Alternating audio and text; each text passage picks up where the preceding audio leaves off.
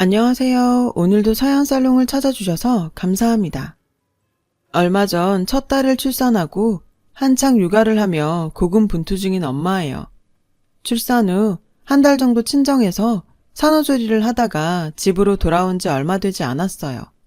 저는 원래 학원 강사로 일하고 있었는데 현재는 육아 때문에 휴직 중이에요. 그래서 남편 외벌이로 살고 있죠.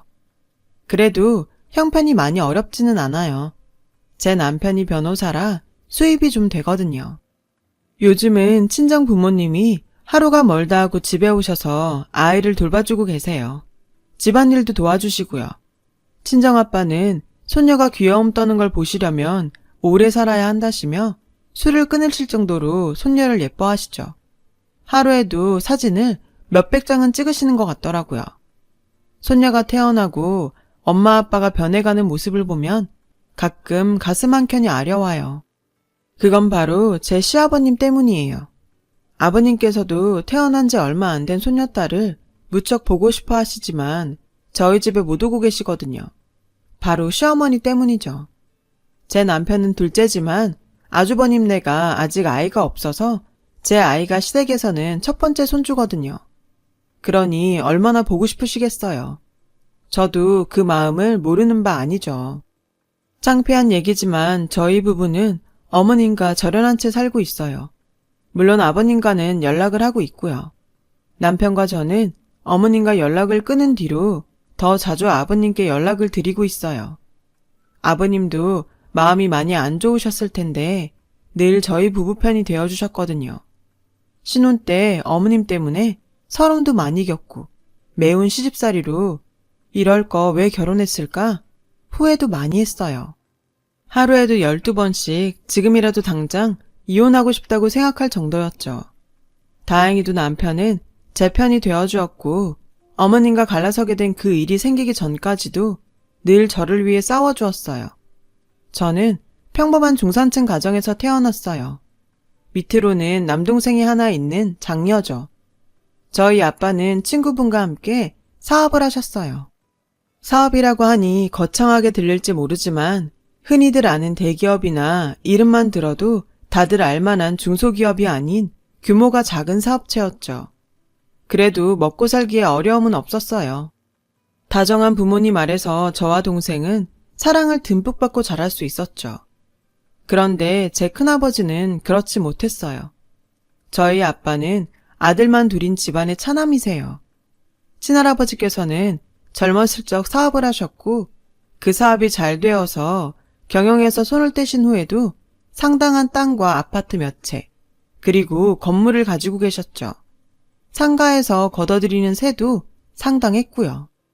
큰아버지는 고등학생 시절 불량배들과 어울리기 시작하시면서 본격적으로 인생이 삐뚤어지셨다고 해요. 친할머니가 경찰들에게 선처를 빈 적도 여러 번이라고 하더라고요. 친할머니는 그 스트레스 때문인지 저희 아빠가 대학에 다니던 무렵 세상을 떠나셨어요. 그런데도 큰아버지는 간신히 전문대를 졸업한 이후에도 한량처럼 살았대요. 그래도 자식이라고 백수로 놀고 먹게 할 수 없었던 친할아버지는 지인의 회사에 큰아버지를 취직시켜 주셨지만 좀처럼 정신을 차릴 기미가 안 보였대요. 아빠 얘기로는 지인이 할아버지께 은혜 갚는 심정으로 큰아버지를 맡아준 거라고 했어요. 그렇다 보니 당연히 친할아버지께서 공부도 열심히 하고 성실한 저희 아빠를 더 예뻐하시는 건 당연했죠. 아빠는 큰아버지보다 먼저 결혼을 해서 저희를 낳았어요. 큰아버지는 일터에서 만난 분과 결혼을 하셨는데 큰어머니 되시는 분도 그렇게 좋은 품상의 여자는 아니셨다고 해요. 제가 큰어머니와 직접적인 교류나 만남이 별로 없어서 잘은 모르지만 친할아버지가 아빠한테 한탄하시며 끼리끼리 만났다고 하시는 걸 보면 알만했죠. 그래도 가정을 꾸리면 정신 좀 차리지 않을까 싶어서 결혼 비용도 다 대주시고 집도 구해주셨다더라고요.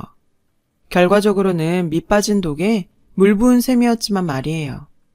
그래서일까요? 친할아버지는 늘 입버릇처럼 그러셨대요. 내 재산은 다 연수 애비 줄 거다. 농담이 아니라 큰아버지와 아빠를 불러다 앉히시곤 진지하게 그러셨죠.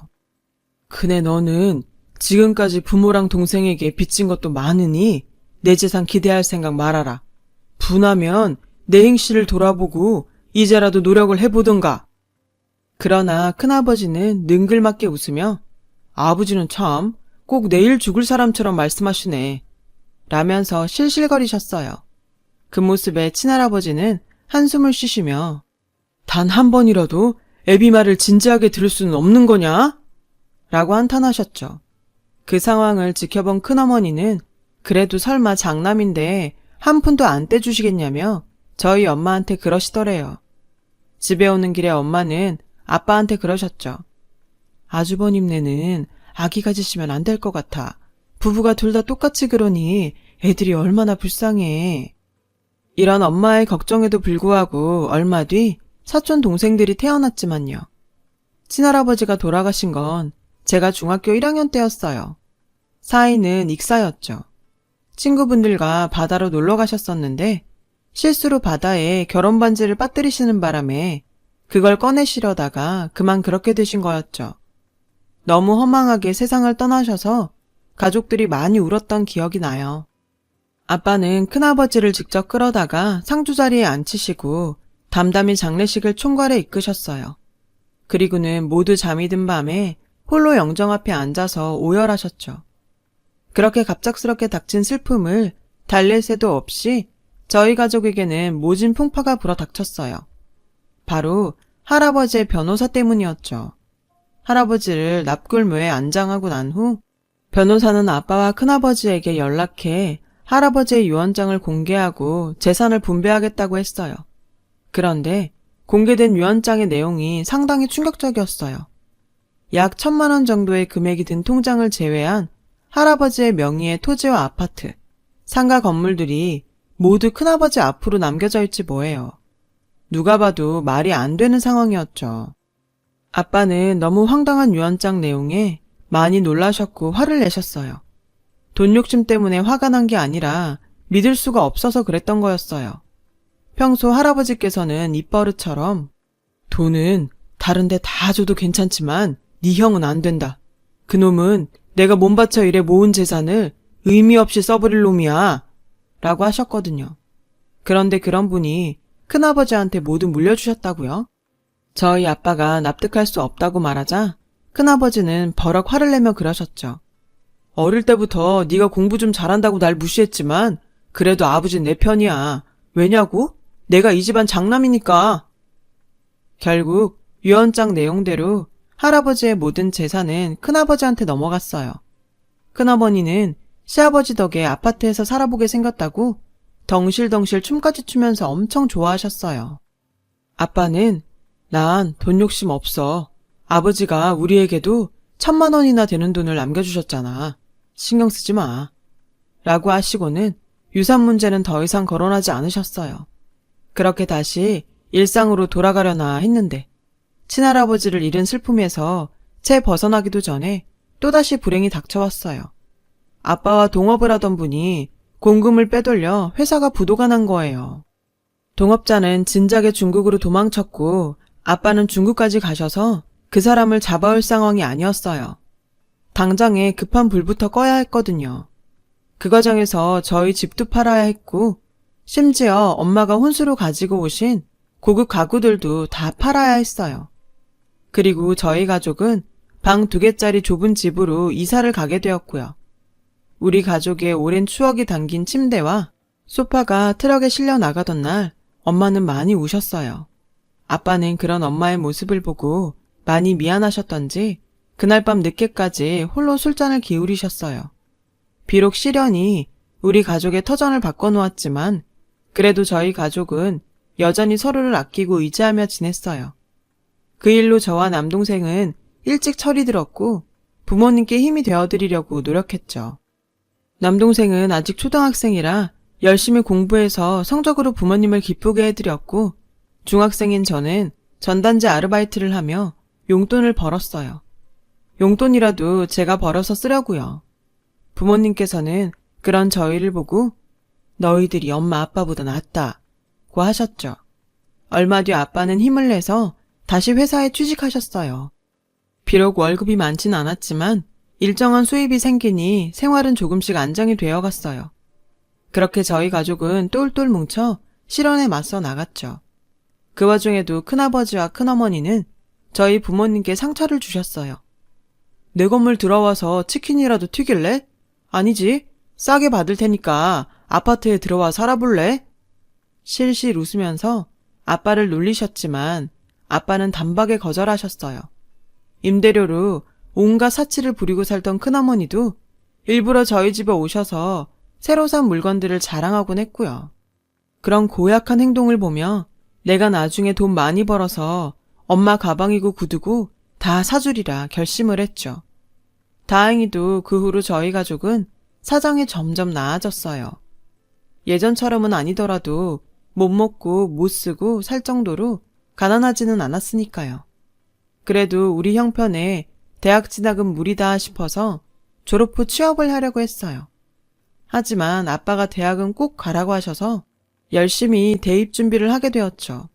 남들처럼 학원을 다니거나 과외를 받을 수는 없었지만 교육방송을 보며 내신 관리와 수능 준비를 해 나갔어요. 노력은 배신을 하지 않는다더니 덕분에 성적도 꽤 잘 나와서 인서울대학교 영문학과에 들어갈 수 있었죠. 다행히 소득 범위를 계산해서 받을 수 있는 국가 장학금도 받아서 큰 부담 없이 대학에 다닐 수 있었어요. 틈틈이 학원 알바도 하면서 용돈도 벌고 성적 장학금도 받으면서 알차게 대학 생활을 하게 되었죠. 그러다 4학년 때 친구로부터 남자를 소개받게 되었어요. 당시 그 남자는 로펌에 갓 취직한 신참 변호사였어요. 사실 변호사라고 해서 조금 부담스럽게 생각했는데 만나보니 서글서글하고 배려심이 많은 사람이라 사귀게 되었죠. 저는 대학을 졸업하고 현재 일하고 있는 학원에 취직했어요. 규모도 꽤 크고 학부모들 사이에서는 인정해주는 학원이거든요. 게다가 월급도 높고 복지 혜택도 좋았죠. 동생은 전문대를 졸업하고 먼저 취직해 일을 하고 있었기 때문에 가게의 수입이 늘어서 생활은 전보다 더 윤택해졌어요. 직장 생활을 하며 4년간 연애를 해오던 저는 남자친구한테 청혼을 받았어요. 그리고 얼마 뒤 예비 시댁에 인사를 드리러 가게 되었어요. 집에는 예비 시부모님 외에 아주버님 내외도 와 계시더라고요. 아버님과 아주버님 내외는 저를 반기는 눈치였지만 어머님은 아니었어요. 정말 누가 봐도 대놓고 탐탁치 않아 하는 게 보일 정도였죠. 학원 선생이라고? 학교도 아니고? 우리 아들은 변호사인데? 이건 뭐 급이 맞아야 상대를 하지. 아들이 좋다니까 할 수 없이 허락한다만 너 변호사 일 힘든 거는 알지? 결혼하면 바로 일 그만두고 내조할 생각이나 해. 그날 저는 정신이 너덜너덜한 상태로 예비시댁을 나섰고 그 모습에 남자친구는 몇 번이고 사과했어요. 하지만 그 순간에는 어떤 사과에도 상처가 회복되지 않았어요. 형수님이 꽤 있는 집 사람이라 더 저러시는 거야. 형수님한테는 찍소리도 못 하시거든. 어차피 분가해서 살 거니까 좀만 참아주라. 대신 내가 중간에서 잘할게. 저는 그런 남편 하나 믿고 결혼을 했어요. 시간이 지나면 조금은 나아지지 않을까 싶었던 시어머니의 태도는 조금도 나아지지 않은 채 저희는 결혼식을 올리게 되었어요. 그 후 말 그대로 시월드가 열렸어요. 신혼집과 시댁이 버스로 5정거장 거리에 있었는데 일주일에 3번은 연락도 없이 불쑥 오셔서는 집안 살림에 간섭하며 잔소리를 하셨어요. 반찬이 부실하다. 남편 밥은 챙기냐? 집안에 먼지 쌓인 거 봐라. 돈 번다고 유세 떨지 말고 살림이나 신경 써. 매일같이 온갖 잔소리가 쏟아졌고 때로는 전화로 잔소리를 하셨어요. 그럴 때면 저는 남편한테 이런 사실을 전했고 남편이 곧바로 어머님께 전화를 걸어 한 소리를 해댔어요.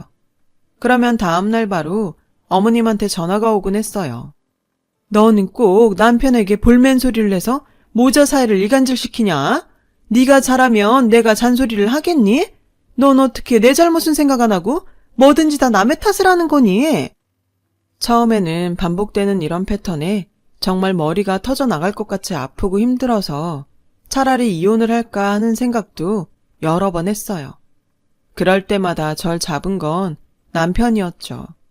때로는 아주버님과 형님도 전화하셔서 사과를 하거나 위로를 해주시곤 했죠. 아버님도 무뚝뚝 하시지만 저를 많이 챙겨주셨고요.